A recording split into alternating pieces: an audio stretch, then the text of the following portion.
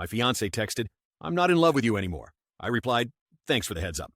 Then I called off the wedding, sold her dress, and left town a week later. She was begging in front of my parents. I, too, male, was sitting on the edge of our bed, the one we'd spent a whole Saturday assembling. Just after 10 p.m., while I sat on the edge of the bed my fiancée and I had built together, my phone lit up. It was a text from Clara, 29, my fiancée. "I'm not in love with you anymore. No call. No, can we talk?" Just 7 words.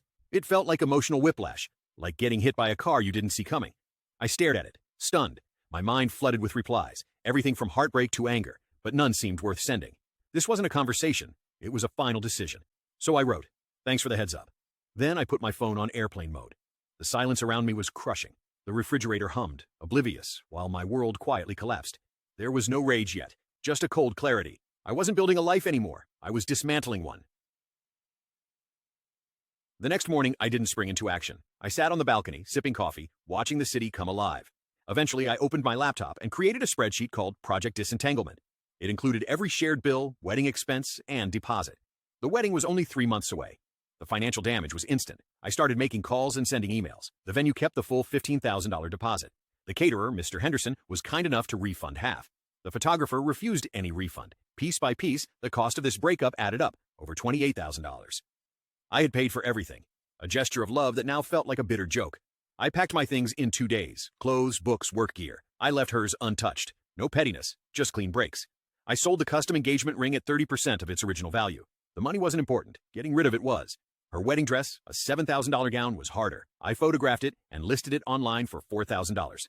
Custom gown, never worn. Fiancée changed her mind. The apartment. The lease had a big early termination fee, but the landlord agreed to waive it if I found new tenants. After some searching, I did. A couple named Mark and Sarah. During all of this, Clara began texting again.